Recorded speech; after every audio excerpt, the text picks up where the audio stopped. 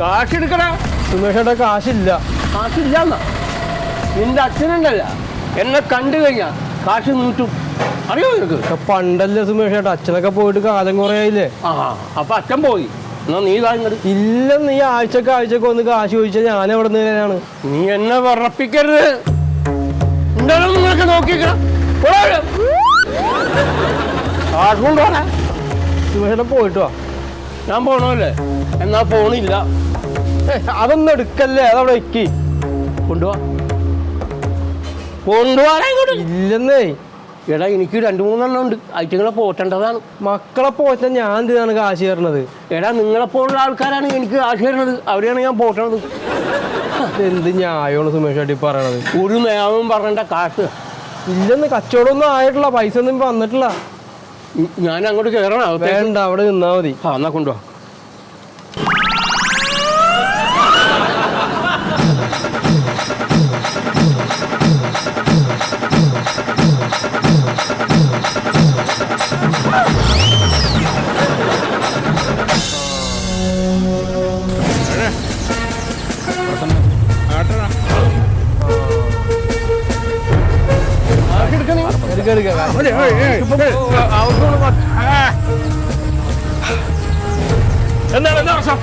സാറേ, രാവിലെ തൊട്ട് വന്നു കിടന്ന് ഭയങ്കര നെമ്പാണ്. എല്ലാ കളിയും കയറി കാശ് ചോദിക്കുകയാണെങ്കിൽ. എന്താണ് സുമേഷ് ഏട്ടാ, എന്താണ് പ്രശ്നം നിങ്ങളെ? മോൻ ഇതിൽ ഇടപെടണ്ട. ഇത് ഞങ്ങൾ രണ്ടുപേരും തമ്മിലുള്ള പ്രശ്നമാണ്. അത് ഞങ്ങൾ കൈകാര്യം ചെയ്തോളാം. നിങ്ങൾ പൊക്കോ. അതെ, നിങ്ങളോട് ഞാൻ പലവട്ടം പറഞ്ഞിട്ടുണ്ട്, ഇതുപോലെ കടയിൽ വന്നിട്ട് ഈ പണപ്പിരിവ് നടത്തുന്ന പരിപാടി ശരിയല്ല എന്ന് പറഞ്ഞിട്ടില്ല ഞാൻ. പിന്നെ എന്തിനാ വീട് ചെയ്തുകൊണ്ടിരിക്കുന്നത്? എനിക്ക് ജീവിക്കണ്ടേ? എനിക്ക് കുടുംബം കുട്ടികളൊക്കെ ഉള്ളതാണ്. അവർക്ക് ചെലവിന് കൊടുക്കണ്ടേ? അതാര് തരും?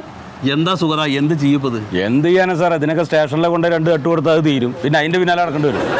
അതെ സുമേഷ് ഏട്ടാ, നിങ്ങളോട് ഞാൻ പലവട്ടം പറഞ്ഞിട്ടുണ്ട്, ഈ വക പരിപാടികളൊന്നും ഇനി ശരിയാവില്ല എന്ന്. അതൊക്കെ നിർത്താന്ന് ഞാൻ പറഞ്ഞല്ലേ. പിന്നെ എന്താ അമ്മേ? അത് കുഴപ്പമില്ല, അത് ചൂടോ അവിടെ കുഴപ്പമില്ല, നിന്നോളാം. ഏയ് വേണ്ട, വേണ്ടടോ, സാറ് നിന്നോട്ടെ. സാറ് തന്റെ ഇരുന്ന് സൽക്കാരം കൂടെ വന്നോന്നല്ലോ, കേസന്വേഷിക്കാൻ വന്നല്ലേ?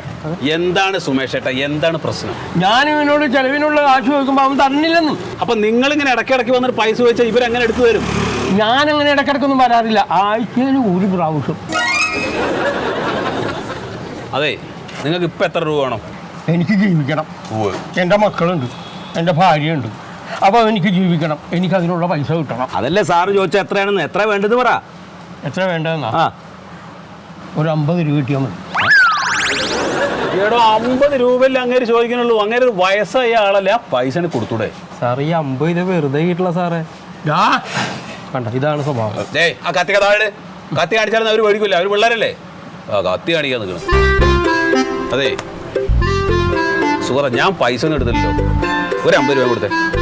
അല്ല, എന്നാ ഇവിടുത്തെ അങ്ങ് പോവാലോ. ഞാനോ? എൻ്റെ കയ്യിലില്ലാന്നേ, ഞാൻ തരാം. 50 രൂപ കിട്ടിക്കഴിഞ്ഞ് നീ വഴിക്ക് വരരുത് കേട്ടോ. അടുത്ത ആഴ്ച ഇനി പോ പ്രശ്നം ഉണ്ടാക്കണ പോ.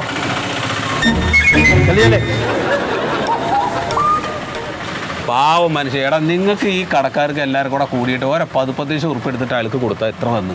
ഇത് എപ്പോഴും വന്ന് എല്ലാവരും കൊടുക്കണ്ട് സാറേ.